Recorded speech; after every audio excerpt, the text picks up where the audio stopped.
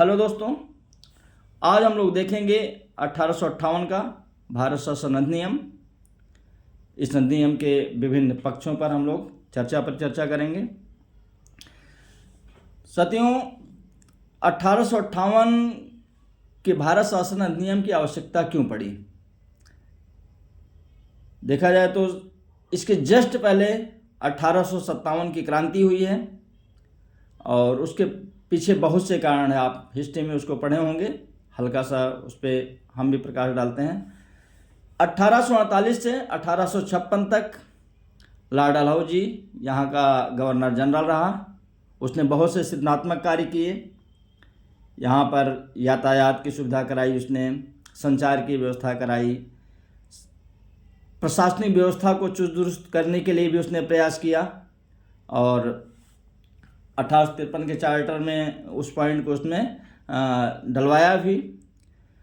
लेकिन जो उसकी जो डॉक्ट्रिन थ्योरी थी, जो अपहरण की उसकी नीति थी कि जिन राजाओं की अपनी संतान नहीं होगी उनका वो विलय कर लिया जाएगा, ये सब पर भारी पड़ा और अंततः 1857 में जो यहाँ की देशी रियासतें थीं जो प्रभावित हुई थीं, उन्होंने सत्ता के खिलाफ विद्रोह कर दिया।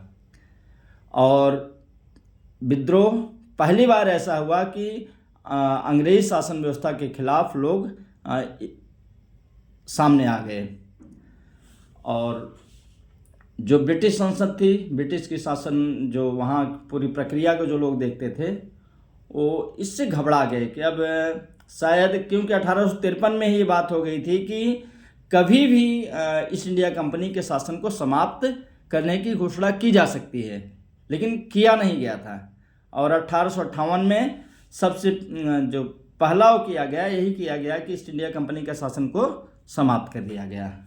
तो अब ये जो क्रांति हुई 1857 की, उसके तुरंत बाद 1858 में वहाँ देखो जो तात्कालिक वहाँ के प्रधानमंत्री थे ब्रिटेन के, पामर्स्टन ने एक प्रयास किया कि एक विधेयक तैयार हो जाए, लेकिन उनको सफलता नहीं मिली।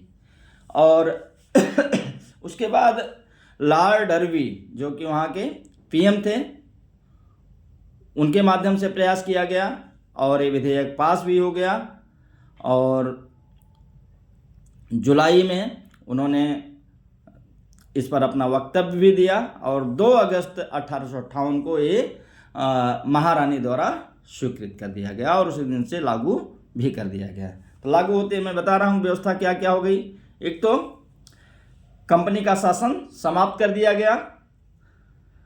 जो गवर्नर जनरल होता था उसके स्थान पर अब क्या किया गया, वायसराय की नियुक्ति कर दी गई। लॉर्ड कैनिंग गवर्नर जनरल थे, उनको ही वायसराय का पद प्रदान कर दिया गया। अभी मैं वायसराय पर अलग से चर्चा करूंगा, बहुत सारे उस पर पॉइंट बनेंगे। एक ढंग से अगर जहां तक मैं समझ पा रहा हूं कि वायसराय का जो पद था गवर्नर जनरल की अपेक्षा बहुत व्यापक था। उसके पास पावर ज़्यादा थी। और दूसरी चीज़, जो गवर्नर जनरल होता था ईस्ट इंडिया कंपनी से जुड़ा होता था और वायसराय किससे जुड़ा हुआ था, सीधे सीधे क्राउन से जुड़ा हुआ था, ब्रिटेन की संसद से जुड़ा हुआ था। और अब वायसराय की सहायता के लिए क्या हुआ, एक भारत राज सचिव का पद वहाँ पर सृजित किया गया। भारत सचिव का पद क्यों सृजित किया गया? क्योंकि जो पिट्स इंडिया एक्ट के माध्यम से दोहरी शासन प्रणाली की व्यवस्था की गई थी, बोर्ड ऑफ डायरेक्टर और बोर्ड ऑफ कंट्रोल, वो पूरी तरह से क्या था, फ्लॉप हो गया था। और इन दोनों के स्थानों पर अब क्या किया गया, भारत सचिव पद अस्तित्व में लाया गया। और इसमें कौन लोग रहते थे, इनकी सहायता के लिए भी एक और व्यवस्था की गई। 15 सदस्यीय भारत परिषद की भी स्थापना की गई।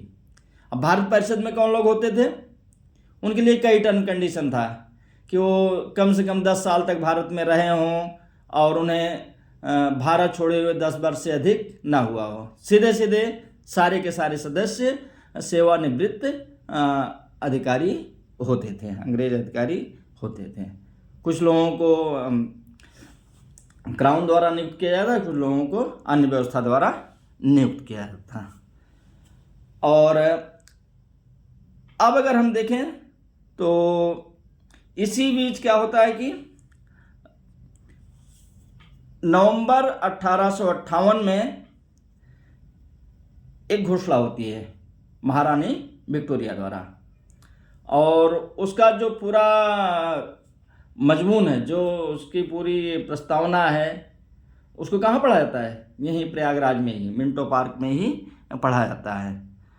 तो क्या क्या उसमें था कि पहला तो ये था कि जो देशी नरेश हैं उनके सम्मान में वृद्धि की जाएगी, क्योंकि देशी नरेशों ने ही क्या किया था? विद्रोह किया था, तो उसको कंट्रोल डैमेज करने की व्यवस्था की गई। गोद लेने का अधिकार दे दिया गया। अभी गोद लेने का भी मामला उस समय गरमाया था, तो गोद लेने की व्यवस्था पर भी कंट्रोल डैमेज हो रहा है। और उनके साथ जो भी संधि की जाएगी राजाओं महाराजाओं के साथ, उनका पालन ब्रिटिश सरकार करेगी। और सबसे बड़ी बात जो हुई कि लॉर्ड डलहौजी ने क्या किया था? देशी रियासतों को छीन लिया था। अब ये व्यवस्था की जा रही है कि देशी रियासतों को छीना नहीं जाएगा, और जो लोग 1857 के विद्रोह में प्रतिभाग किए थे, विद्रोही थे, उन पर क्या किया? उन पर दया दिखाई जाएगी, उन्हें क्षमा कर दिया जाएगा। देख रहा है ना, सीधे सीधे 1857 क्रांति का सारा है यहाँ पर। और जो लोग बंदी बनाए गए हैं उनको रिहा कर दिया जाएगा। और अब भारतीयों के पक्ष में देखिए एक नई चीज आ रही है। अभी 1853 में क्या था? लॉर्ड डलहौजी ने जब किया था कि जो सेवा में लोग आएंगे वो केवल ब्रिटिश लोग होंगे। अब आ रहा है कि भारतीयों को भी उनकी योग्यता और क्षमता के अनुसार बिना किसी भेदभाव के सरकारी नौकरियों में स्थान दिया जाएगा। और एक चीज, जो 1857 की क्रांति की शुरुआत हुई उसका जो तात्कालिक कारण था क्या था? वही चर्बी का मामला था। अब एक प्रावधान किया जा रहा है कि जो भारतीयों के धार्मिक विचार हैं, उनके विश्वास हैं, उनको बनाए रखा जाएगा, उनसे कोई छेड़छाड़ नहीं की जाएगी। ये नवंबर 1858 की घोषणा की गई। और इस घोषणा में सीधे सीधे 1857 की जो क्रांति हुई थी उस पर क्या किया जा रहा है? उसके प्रभाव को समाप्त करने की कोशिश की जा रही है। अब हम आते हैं कि जो गवर्नर जनरल के स्थान पर वायसराय का पद बनाया गया वो क्या था? क्या क्या चीज़ें उसमें शामिल थी? क्या उसकी शक्तियाँ थी? क्या कर सकता था, क्या नहीं कर सकता था? या गवर्नर जनरल के समय में जितनी पावर थी उतनी ही पावर थी, या कम पावर उसकी बढ़ गई? देखिए, अगस्त 1858 से और इधर 14 अगस्त 1947 तक वायसराय की व्यवस्था भारत में थी, क्योंकि जैसे आज़ादी मिलती है तुरंत गवर्नर जनरल का पद फिर से वापस आ जाता है, वायसराय का पद समाप्त हो जाता है। तो मैं जो एनालिसिस किया हूँ, मेरे हिसाब से कि आज की डेट में भारत के राष्ट्रपति के पास जो शक्तियाँ हैं, लगभग सारी शक्तियाँ ये मानिए कि वायसराय के पास होती थीं। लेकिन अब भारत एक संप्रभु राष्ट्र है, तो राष्ट्रपति किसी विदेशी सत्ता के सम्मुख उसको कहीं झुकना नहीं है। लेकिन जो भारत का वायसराय होता था वो कहाँ, किसके प्रति उत्तरदायी होता था? ब्रिटिश संसद के प्रति, ब्रिटिश क्राउन या ब्रिटिश जो वहाँ की शासन व्यवस्था थी उसके प्रति उत्तरदायी होता था, वो जवाबदेह होता था। शक्तियाँ उसके पास क्या क्या होती थी? विधायी शक्ति होती थी, कानून निर्माण संबंधी सभी शक्तियाँ थीं। जैसे आज की डेट में कानून बनता है, दोनों सदनों की बैठक होती है और सामान्य रूप से कानून बनते रहते हैं, बहस आदि होती है, सब कुछ चलता है। और कभी कभी क्या होता है कि राष्ट्रपति या राज्यपाल को पावर होती है कि जब बैठक ना चल रही हो, आप कोई ऐसे कानून की आवश्यकता हो तो अध्यादेश द्वारा उसको कानून का रूप देने की कोशिश करता है। तो वायसराय को भी अध्यादेश जारी करने का अधिकार दे दिया गया, क्योंकि उसको शासन व्यवस्था चलाना था जिससे वो सही ढंग से चला सके। और मैं अभी बताया कि वो ब्रिटिश सरकार के प्रति उत्तरदायी होता था। एक और चीज, जो गवर्नर जनरल होता था उसका देशी रियासतों पर नियंत्रण नहीं था। इसलिए लॉर्ड डलहौजी ने क्या किया, अप्रत्यक्ष रूप से पर्दे के पीछे से ऐसा काम करना चाहा कि देशी रियासतें उसके अंडर में आ जाएं। अब सीधे सीधे वहां से अधिकार मिल गया कि देशी रियासतें भी क्या होंगी, देशी रियासतों पर वायसराय का आधिपत्य होगा। परिषद जो काउंसिल होती थी उसे कानून बनाने का अधिकार होता था, लेकिन बताया मैं कि अध्यादेश जारी करके क्या कर सकता है, ये भी उस समय के तात्कालिक समय में जो आवश्यकता है कानून की उसकी पूर्ति कर सकता है। जैसे इस समय राष्ट्रपति सेना का सर्वोच्च कमांडर होता है, वो भी सेना का सर्वोच्च कमांडर होता था, देश की सुरक्षा और उस संबंधी निर्णय वो लेता था। जैसे प्रथम विश्व युद्ध और द्वितीय विश्व युद्ध दोनों में भारत की सेना गई थी, तो कौन निर्णय लिया होगा, वायसराय ने निर्णय लिया होगा। तो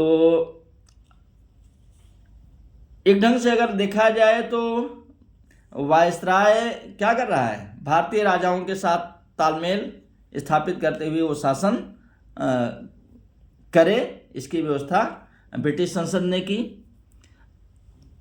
बजट जैसे देश में अभी आया, 1 तारीख को बजट आया, 1 फरवरी को, तो बजट की सारी व्यवस्था वायसराय के अंडर में होती थी। तो ये ढंग से हम देखते हैं कि 1858 में कुछ ऐसी व्यवस्थाएं की गई कि जिससे विधिक ढंग से कानूनी प्रक्रिया के तहत भारत के लोगों को भी सुविधाएं मिलनी शुरू हो गई, उनको भी कुछ अधिकार आदि मिलने शुरू। अभी पूरी तरह से नहीं मिला, लेकिन हल्की हल्की शुरुआत हो गई कि ब्रिटिश संसद, ब्रिटिश सरकार भारत के लोगों को भी ये समझ रही थी कि अगर इनको हम संतुष्ट नहीं करेंगे, कुछ उनको रियायतें नहीं देंगे, तो ये लोग फिर विद्रोह कर देंगे और हमको वहाँ से हटना पड़ेगा। तो ये इतनी चीज़ें 1858 के शासन अधिनियम में मुझे जो समझ में आ रही थी, आप लोग भी देखेंगे।